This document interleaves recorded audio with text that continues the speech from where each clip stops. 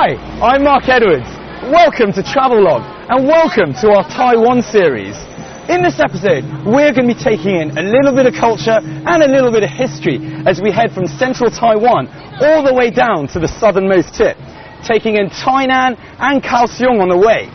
We're lucky enough today to be at the largest, and I've been told, the wildest religious festival in the whole of Taiwan. That is the Mazu pilgrimage. You see people all around me, and actually I'm going to go and walk in towards the temple and the fireworks. Let's go and have a look. Beigang is our hotspot destination to take in this once-in-a-lifetime experience. To be precise, we're heading to the lively Chaotian Temple, also known as the Palace Facing Heaven.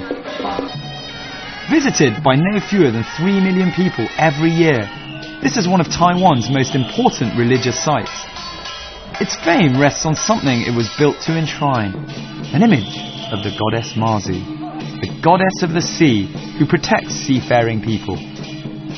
Brought to Beigang in the 17th century, it's been worshipped here ever since. And all this veneration is hardly surprising when you take in that the island's been so dependent on fishing and immigration from across the sea. Just so happens that this time of the year is when hundreds of groups coming from temples all over the island make a pilgrimage on Mazu's birthday. They bring their own Mazu effigies to commune with the venerated deity here, the belief being that this will confer greater spiritual energy on their own images for another year. Right, the best piece of advice I was given all day is to make sure you wear something long sleeve and something long at the bottom. Now, that's because the fireworks, as you can see behind me, are absolutely crazy. You'll get hit everywhere. Make sure you've got some earplugs, some things for your eyes, cover every bit of your body. Even your neck. What happens is that a few days before the big day, hundreds of thousands of Mazu devotees will besiege the town to see her paraded through the streets in a ceremonial sedan chair. The backdrop to this is a chaotic kaleidoscope of fireworks, the largest of its type on the island. The festivities reach a crescendo on the actual birthday, when a dawn ritual is performed to thank Mazu's parents for bringing her into this world.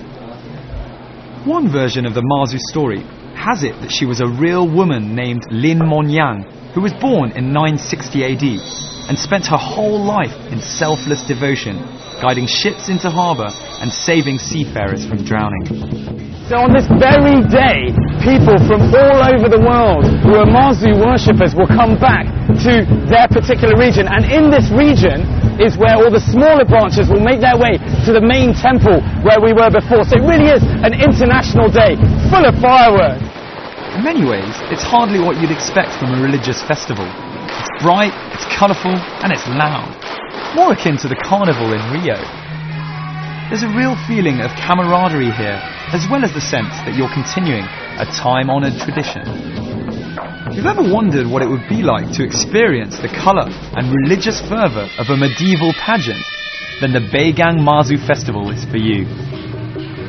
Even if it can be a little heavy on the ears, it's a treat for the eyes. But that's not the only part of your body that'll be treated. Children on blimps showering everyone with candy really reinforces the carnival atmosphere, as there's music everywhere and the costumes are all so extravagant. Doesn't come cheap though. Parents beware. The local wisdom is that it can cost as much as $300 to keep your child in sweets for the day.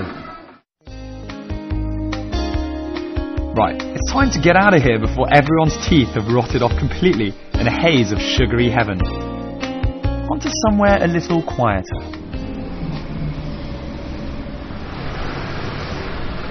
So I finally managed to rip myself away from all the fun and craziness at the Mazu pilgrimage in Beigang, and I've headed down south an hour to Tainan, which is the oldest city in the whole of Taiwan.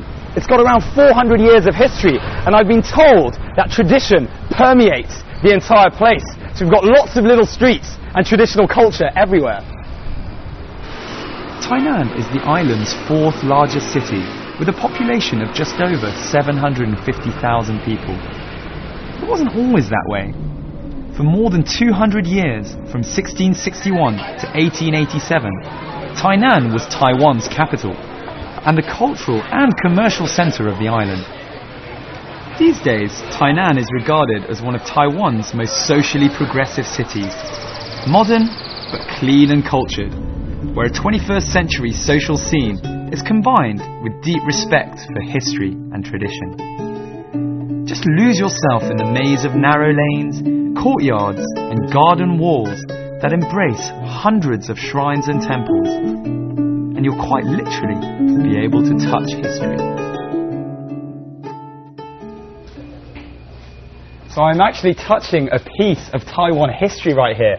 This is the oldest wall on the whole of the island and was built in 1624 by early Dutch settlers when they came here and built the castle named Fort Zeelandia, which is just up ahead, so I'm going to go and have a look.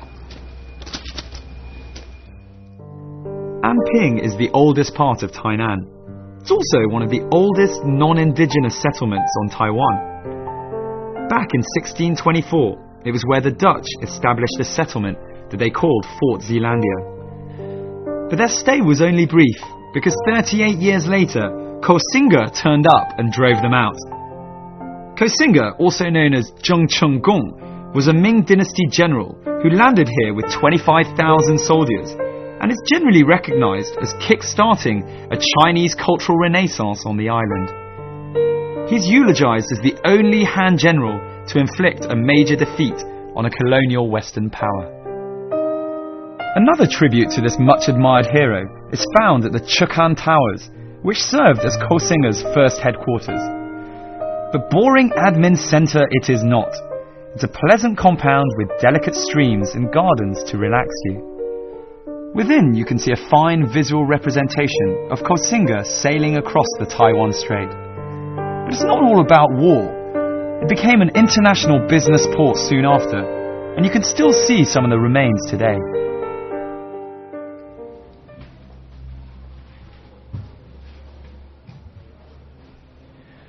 So I've arrived in the Anping part of Tainan. And back in the day, in the 17th century, this was very famous for being an international commercial port. These days, I'm walking around the Julius Manick & Co. house, which was a German trading company in the 19th century. And this used to be a very important building where a lot of things happening. These days, not so much, but if anything, it highlights something I've heard about the people of Tainan, who are famous on the island for being extremely commercially minded. So they've taken a building which maybe had lost its way and have turned it into a celebration of all things German. So you can walk around a German museum, then have a cup of German beer and some German food. Entrepreneurialism is key here.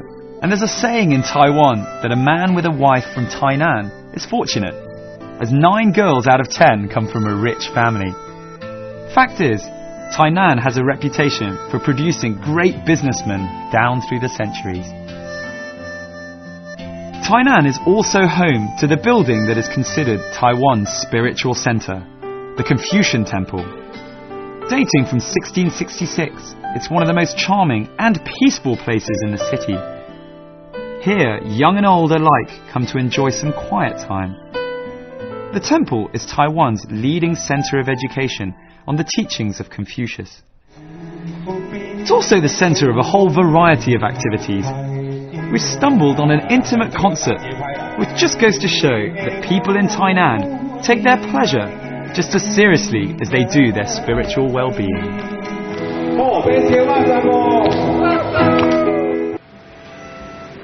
Right, our next stop is Meinong, and it holds out the lure of some Hakka culture.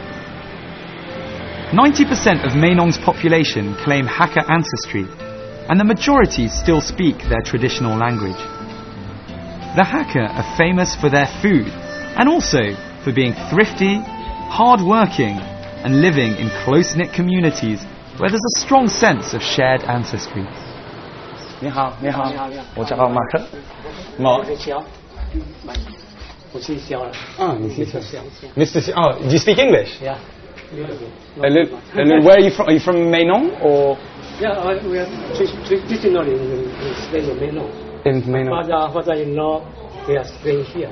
Wow. We are younger usually younger we go out walking, you know.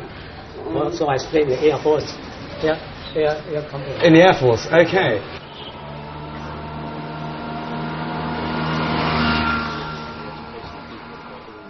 A traditional Hakka village is formed of numerous three-sided houses with a front wall, creating a compound.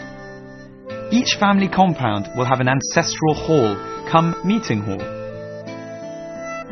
It's dedicated to worshipping the family's ancestors. These halls are a token of just how much tradition permeates everyday life here, and if anything, is a perfect exemplification of the importance that Hakka people place on the family, whether alive or dead.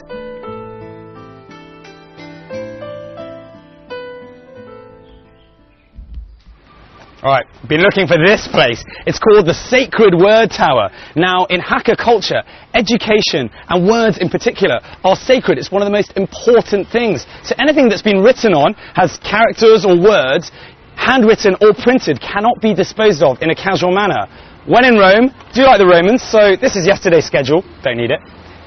Dispose of it the Hakka style. There we go, disposing the Hakka way. And it's no wonder that Mae Nong claims to have the most graduates of any village in the whole of Taiwan. Education is key here. And it's not just in Mae Nong that there's this great respect for the written word and education in particular. It's of superlative importance to Hakka people the world over. They have a saying, not having a proper education is like having eyes but not being able to see.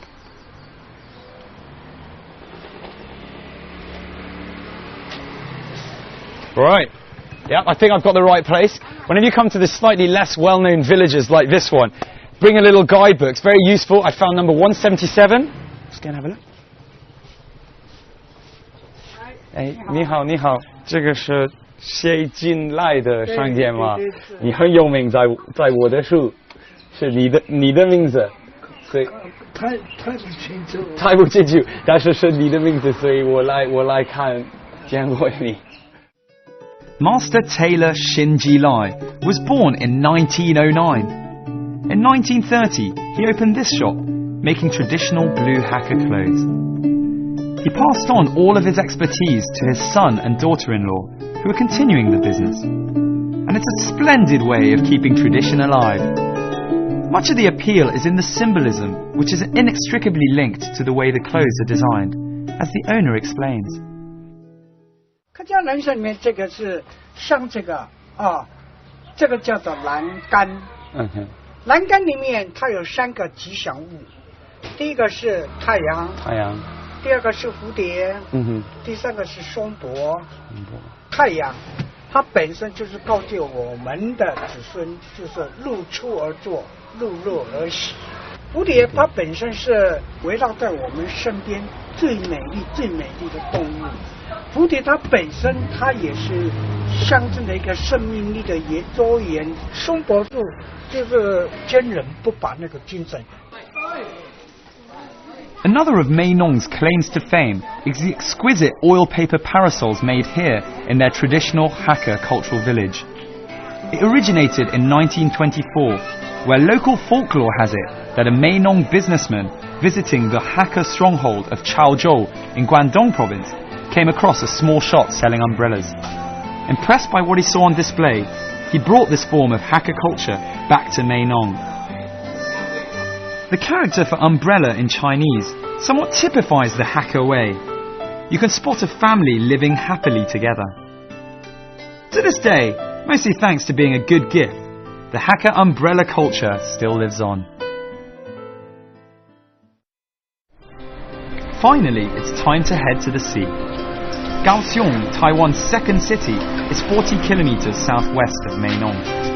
It's also the island's major international seaport and one of the largest container ports in the world.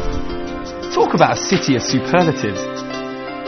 Thanks to its fortuitous location by the sea, people in Kaohsiung enjoy a very relaxed lifestyle. And it's little wonder that the city, with its palpably laid-back feel, has become such a place of fun and romance. Make sure you don't miss the beautiful sunset. You may also want to score some easy points with your better half by soaking up the romantic atmosphere on the many promenades dotted around the city.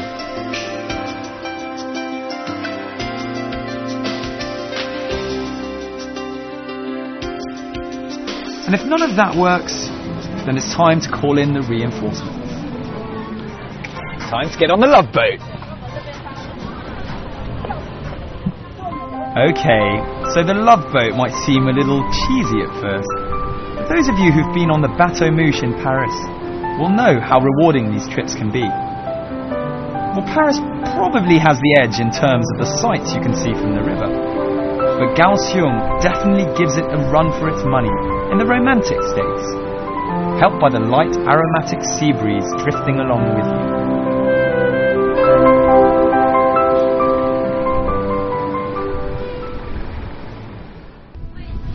Right, enough of the romance. It's time to get stuck into the best thing about being in the sea. Seafood. We head a little south to the frenetic fishing port of Donggan, which is most famous for its formidable annual haul of the highly prized Pacific bluefin tuna. If you're here in May or June, you can catch the annual Bluefin Tuna Cultural Festival. Don't be misled by the name. The festival offers you the chance to sample a whole range of marine specialities. In Donggan, we're talking a real fish lover's heaven.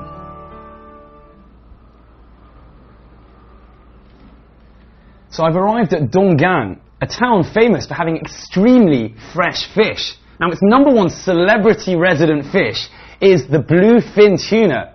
Might not mean a huge amount to any of you, but to sushi and sashimi aficionados, it should ring a bell. That's because that's where toro sashimi comes from the underbelly of the fish. And if you have a quick look here, it's an extremely expensive Japanese delicacy, and one of these slices will set you back $9 or $10 US. But I don't think there's anything wrong with some guiltless eating. Whatever time of year you decide to come, there'll be something to satisfy your appetite. Don't miss out on the toro sashimi, one of the town's 3 treasures of the sea. The other 2 are the Sakura shrimp fried rice, one of Donggan's signature dishes, and the oilfish, whose roe is baked into delicate cakes. Above all, there's a little something for everyone. Time to head on to Kenting. You've seen the sea, you've smelt the sea. Now the sea is right here for you to try.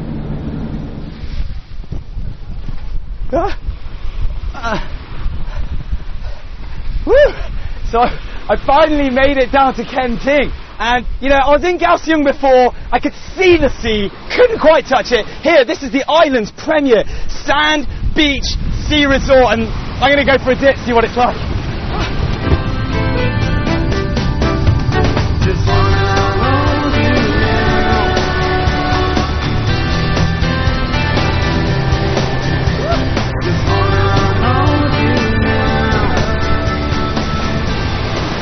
Kenting area is Taiwan's largely unspoiled, sun-kissed tropical playground. The sun shines on more days here than in the north. And even when it does rain, the clouds drop their load, move on quickly, and the sun comes back out again, and the fun continues. This happy, lively place is Taiwan's most popular summer resort.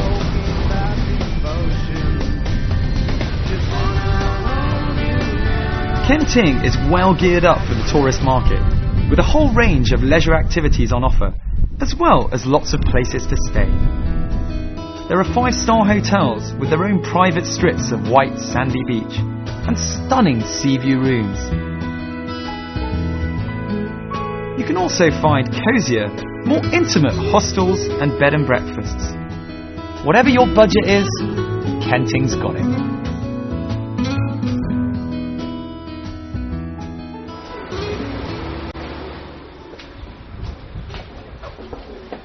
Hi, 你好，我订一个房间，我叫Mark，马克。你今天住的是船屋，在最顶楼。哦，是在外。Okay. So she's going to show me to my room. It's just upstairs. I've arrived at the Xiaojing, which means literally little lane hostel. I did my research, looked for something that was slightly more homely in Kenting, and from what I can see right here, I found the place I wanted. Let's go upstairs. In 2008, this was the most popular hostel in Taiwan. There's also a lovely little story about how the owner came to be here. She'd spent her whole life dreaming of living by the sea. Then one day, her boyfriend brought her here. He asked her to marry him and gave her the deeds to this property. He'd been spending all his time away, pretending to be on business, whilst looking for her dream house. So all you would-be Romeos take note. That's how it's done. Wow. 哇，我特喜欢，特好看，很可爱。你今天晚上住这里哦。这个是我自己的洗手间。Wow. Okay. Well, hopefully the pictures talk for themselves. But I've been to a lot of hostels in my time, and this one is definitely right up there. I mean, I've got a bed that's shaped like a boat. How cool is that? I've got a flat screen TV and my own bathroom. Kenting isn't just about the sea and the sand. It also offers exotic flora and fauna, as well as stunning views and dramatic geographical formations. Make sure you don't miss out on the mountains. So I'm with my friend over here, my buddy Pinga, and he's the guy from the Jeep shop, and he's here to make sure, because it's slightly different driving one of these Jeeps, make sure I'm okay with all of the maneuvers and the controls and I don't hurt myself. And also he's able to tell me all of the cool little places to go to in town around Kenting here. So we've just been up to a mountain and we're heading down to the sea in a second, so I'll see you down there, right? This part of Taiwan is the one that is furthest removed from the stereotypical images of a heavily populated, highly industrialized island. As you ride your Jeep across a deserted beach, or on a road with the sea as your companion, and the sound of the waves as your music, you'll get a feel for what southern Taiwan is really about. Relaxing, exhilarating, and eye-opening.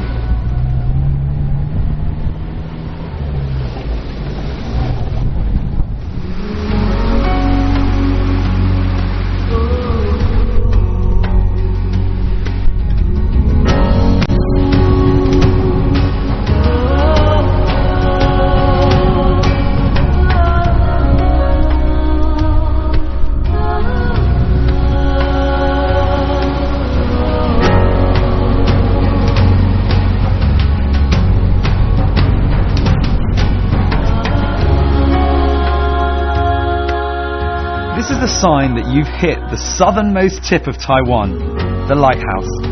And it's the area that you'll really find very, very hard to leave. The food is delicious, the people are warm-hearted, and the scenery is magnificent.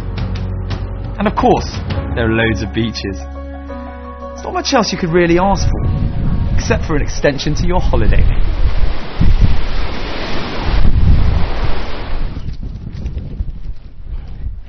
So I'm going to be slightly hypocritical and say, when you head to Kenting, don't just laze around on the beach. Have a little exploration like I have today. We made it all the way from Beigang, from that crazy Mazu festival where I got pelted by fireworks and sweets as well. And then through via Kaohsiung, and in Kaohsiung, in that area, I had some of the freshest fish I've ever had. All the way down to Kenting, to the southernmost tip of Kenting, which is where we are now, right behind me.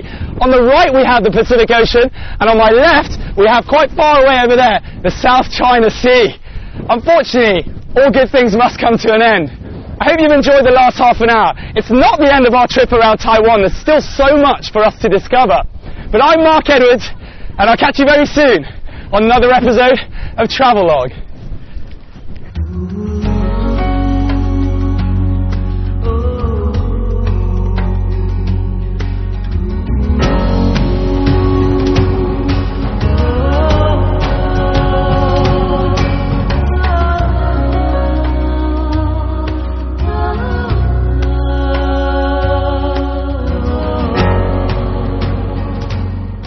The goddess Mazu, the goddess of the sea who protects seafaring people. Brought to Beigang in the 17th century, it's been worshipped here ever since. And all this veneration is hardly surprising, when you take in that the island's been so dependent on fishing and immigration from across the sea. Just so happens that this time of the year is when hundreds of groups coming from temples all over the island make a pilgrimage on Marzu's birthday. They bring their own Marzu effigies to commune with the venerated deity here, the belief being that this will confer greater spiritual energy on their own images for another year. Right, the best piece of advice I was given all day is to make sure you wear something long sleeve and something long at the bottom. Now, that's just all the way down to the southernmost tip, taking in Tainan and Kaohsiung on the way. We're lucky enough today to be at the largest, and I've been told, the wildest religious festival in the whole of Taiwan. That is the Marzu pilgrimage. You see people all around me, and actually I'm going to go and walk in towards the temple and the fireworks. Let's go and have a look. Beigang is our hotspot destination to take in this once-in-a-lifetime experience. To be precise, we're heading to the lively Chaotian Temple, also known as the Palace Facing Heaven. Visited by no fewer than 3 million people every year, this is one of Taiwan's most important religious sites. Its fame rests on something it was built to enshrine: an image. The fireworks, as you can see behind me, are absolutely crazy. You'll get hit everywhere. Make sure you've got some earplugs, some things for your eyes, cover every bit of your body. Even here, even that. What happens is that a few days before the big day, hundreds of thousands of Marzu devotees will besiege the town to see her paraded through the streets in a ceremonial sedan chair. The backdrop to this is a chaotic kaleidoscope of fireworks, the largest of its type on the island. The festivities reach a crescendo on the actual birthday, when a dawn ritual is performed to thank Marzu's parents for bringing her into this world. One version of the Marzu story has it that she was a real woman named Lin Monyang.